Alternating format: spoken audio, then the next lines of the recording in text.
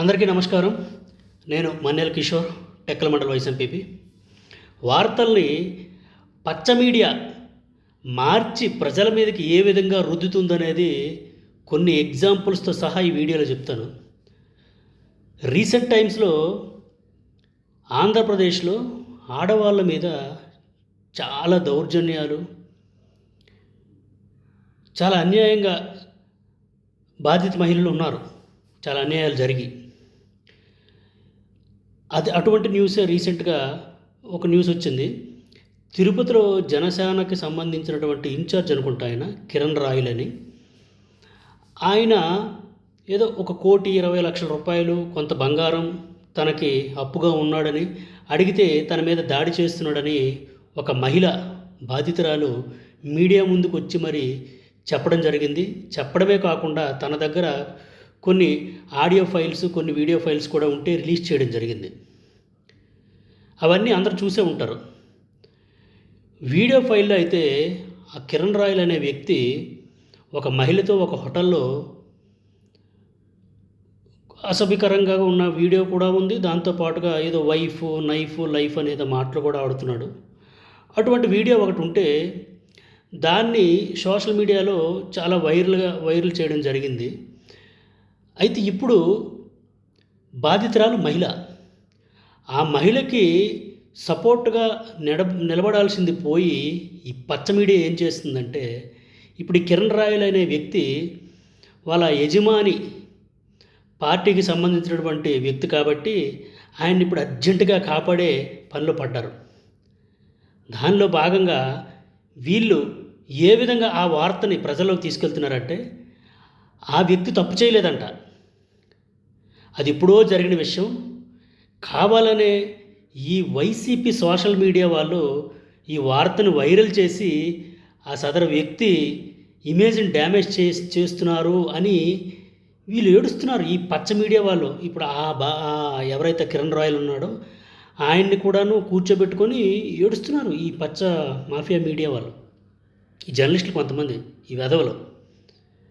ఏమయ్యా, ఏమైనా బుర్ర ఉందా మీకు? అసలు ఒక మహిళ నాకు అన్యాయం జరిగిందని విత్ ప్రూఫ్స్ మీ ముందుకొచ్చి గగ్గోలు పెడితే తన వైపు నిలబడాల్సింది పోయి తనకు అన్యాయం చేసినటువంటి ఒక వ్యక్తి, ఆ వ్యక్తిని కాపాడడానికి మీరు ఇంత దిగజారాలా? ఈ విషయం గురించి జనసేన పార్టీ వాళ్ళ అధిష్టానం ఆయన మీద ఏదో ఒక డిసిప్లినరీ యాక్షన్ తీసుకున్నారు. డిసిప్లినరీ యాక్షన్ తీసుకోకూడదట. వీళ్ళు చెప్తున్నది, ఈ వైసీపీ సోషల్ మీడియా ఇంత యాక్టివ్గా ఉంది, ఈ జనసేన సోషల్ మీడియా, ఈ టీడీపీ సోషల్ మీడియా ఏమైంది, చెప్పబడిపోయింది, ఉందా లేదా, ఏం చేస్తున్నారని రెచ్చగొడుతున్నారు వాళ్ళని. క్లియర్ కనిపిస్తుంది ఇక్కడ అన్యాయం ఎవరికి జరిగింది, ఎవరి వల్ల జరిగింది క్లియర్ కనిపిస్తున్నా సరే రెచ్చగొడుతున్నారు వీళ్ళు ఆ పార్టీలో ఉండేటువంటి సోషల్ మీడియా సభ్యులకి. ఇప్పుడు సోషల్ మీడియాలో ఉండేవాళ్ళు మీలా గడ్డి తినే వాళ్ళు ఉండరు కదా. ఏది నిజం, ఏది న్యాయం అనేది కూడా వాళ్ళు చూసుకుంటారు. మీలా చెత్త డబ్బులకి పనిచేస్తారు. మీరు జీతగాళ్ళు, మీ యజమానుల దగ్గర మీరు జీతగాలు, మీరు ఎవరికో ఒకరికి జీతాన్ని పనిచేసేవాళ్ళు. మీకు తప్పదు. సోషల్ మీడియాలో ఉండే వాళ్ళకి అసలు అటువంటిది అవసరమే లేదు, స్వచ్ఛందంగా పనిచేస్తారు వీళ్ళు. కాబట్టి సోషల్ మీడియా ఉండేటువంటి వాళ్ళు జనసేన వాళ్ళైనా, టీడీపీ వాళ్ళైనా, వైసీపీ వాళ్ళని స్వచ్ఛందంగా పనిచేస్తారు. వాళ్ళ పార్టీకి, వాళ్ళని నమ్మిన పార్టీకి స్వచ్ఛందంగా పనిచేస్తారు. మీలా గడ్డి తినరు. వాళ్ళు ఎటువంటి యాక్షన్ తీసుకోకపోయేసరికి ఈ సోషల్ మీడియా వాళ్ళు, సదరు పార్టీలు వాళ్ళు వీళ్ళు ఏడుస్తున్నారు. ఈ పచ్చ మీడియా వాళ్ళు పబ్లిక్గా ఏడుస్తున్నారు వాళ్ళ న్యూస్ ఛానల్స్లోని. ఈ 2 రోజులుగా అదే జరుగుతుంది. ఇదే పచ్చ మీడియా వాళ్ళు ఒక 2-3 నెలల క్రితం ఒక ఇష్యూ జరిగింది. విజయసాయిరెడ్డి గారిది ఏదో ఒక మహిళకి తనకేదో లింకులు పెట్టి సుమారు ఒక 20-30 రోజులు డిబేట్ల మీద డిబేట్లు పెట్టారు. ఏదో ఆ శాంతి గారనో ఎవరో ఒక మహిళకి, ఈయనకి విజయసాయిరెడ్డి గారికి ఏదో లింకులు పెట్టి అసలు ఆ మహిళ అసలు ఎవరికైనా కంప్లైంట్ పెట్టిందా నాకు అన్యాయం జరిగిందని, నేను బాధితురాలని చెప్పిందా? అసలు ఆమె ఇమేజ్ డ్యామేజ్ చేస్తూ మీరు డిబేట్లు పెట్టి ఒక మహిళని అంత దారుణంగా వీధిలోకి లాగేశారు. ఇప్పుడు ఆ మహిళ పరిస్థితి ఏంటి అంటే, వైసీపీ పార్టీలో అప్పుడు విజయసాయిరెడ్డి గారు ఉన్నారు కాబట్టి ఆయన్ని లాగేసి పార్టీని డ్యామేజ్ చేసేద్దామని మీ యజమానికి మేలు చేసేద్దామని మీరు చేసిన చర్య ఇది. సమాజంలో ఉండే ప్రతి ఒక్క సామాన్యులు కూడా చూడాలి. చూడండి, ఈ పచ్చ మాఫియా మీడియా ఏ విధంగా వార్తల్ని ప్రజల్లోకి తీసుకెళ్తున్నారనేది మీరు చూడాలి. అంతేకాదు, ఒక సంవత్సరం 2 సంవత్సరాల క్రితం గోరంట్ల మాధవ్ అని వైసీపీకి చెందినటువంటి ఒక ఎంపీ, ఆయన ఏదో బట్టలు విప్పి చూపించాడు అనేసి ఏదో ఒక వీడియో వచ్చింది. ఆ వీడియోను పట్టుకొని ఈ పచ్చమంద వాళ్ళ బిర్యానీ బ్యాచ్ ఆఫ్ సూట్ గాళ్ళందరూ ఎనలిస్టులు అంటారు, వాళ్ళు కూర్చొని డిబేట్లు పెట్టారు. అసలు ఆ వీడియో ఒరిజినలా కాదా అని ఫోరెన్సిక్ నిపుణులు అంటే వాళ్ళే డాక్టర్లు, వాళ్ళే పోలీసులు, వాళ్ళే న్యాయస్థానం, వాళ్ళే డిసైడ్ చేసేస్తారు మొత్తం అంతుని. అసలు డిబేట్లు పెట్టారు.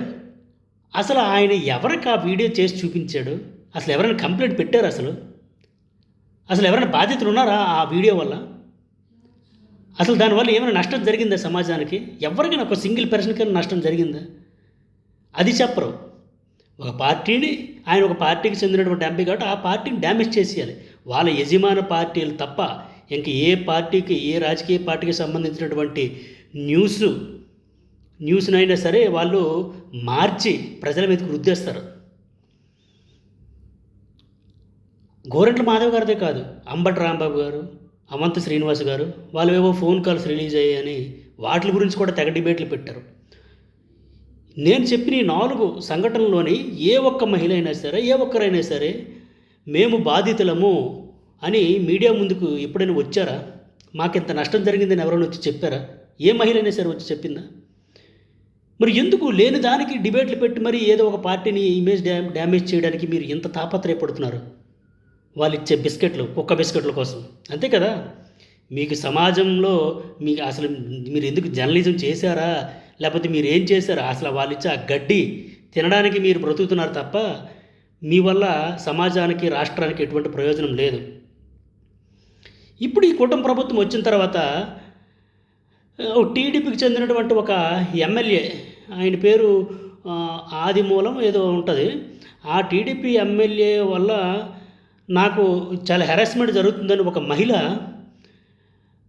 వీడియో ప్రూఫ్తో సహా చంద్రబాబు నాయుడు గారి దగ్గరికి, లోకేష్ గారి దగ్గరికి వెళ్ళిందంట. వెళ్తే వాళ్ళు పట్టించుకోలేదని తప్పని పరిస్థితుల్లో మీడియా ముందుకి తను అన్నీ వదిలి మరీ ఆ వీడియో రిలీజ్ చేయడం జరిగింది. అప్పుడు ఆ టీడీపీ వాళ్ళు ఆయన మీద ఏదో డిసిప్లిన్ యాక్షన్ ఏదో తీసుకున్నారు. దాని గురించి మరి డిబేట్లు పెట్టలేదు. ఇటువంటి వ్యక్తులు ఉన్నటువంటి పార్టీ వల్ల ఆడవాళ్ళ మీద ఎటువంటి దౌర్జన్యాలు జరుగుతున్నాయి, ఆడవాళ్ళకి రక్షణ లేదు అని డిబేట్లు అప్పుడు పెట్టలేదు, ఇప్పుడు కూడా పెట్టట్లేదు. అసలు ఇటువంటి పచ్చ మీడియా ఈ మాఫియా మీడియా వల్ల అసలు మహిళలకి సమాజంలో భద్రత లేకుండా పోతుంది. మహిళలకే కాదు రాష్ట్రం కూడా సర్వనాశనం అయిపోతుంది ఈ పచ్చ మీడియా వల్ల. కాబట్టి దయచేసి సామాన్య ప్రజలారా మీరు ఆలోచన చేయండి. వీళ్ళు ఏ విధంగా న్యూస్ని వాళ్ళకి నచ్చినట్టుగా వాళ్ళ యజమానులకి మేలు చేకూరే విధంగా సమాజాన్ని ఏ విధంగా నాశనం చేస్తున్నారు, రాష్ట్రానికి సంబంధించినటువంటి న్యూస్లు కూడాను మీకు అన్ని అబద్ధాలే మీకు చెప్తున్నారు. కాబట్టి ఈ యొక్క పచ్చ మీడియాలో ప్రచారం అవుతున్న ఏ ఒక్క న్యూస్ని మీరు నమ్మకండి. వీలుంటే మీరు ఏదైతే సర్వీస్ ప్రొవైడర్స్ వాడుతున్నారో వాళ్ళతో మాట్లాడి ఈ పచ్చ మీడియా అన్నింటిని కూడాను తొలగించండి. ఈ రోజుల్లో ప్రతి ఒక్కరి దగ్గర కూడాను స్మార్ట్ మొబైల్ ఉంది కాబట్టి సోషల్ మీడియా ద్వారా every day every minute news మీ ముందుకు వస్తుంది. చాలామంది కూడా మీ ముందుకు న్యూస్లు తీసుకొస్తారు. ఇటువంటి పచ్చ మీడియా న్యూస్లని మీరెవరూ నమ్మద్దని అందరికీ విన్నవించుకుంటూ నమస్తే.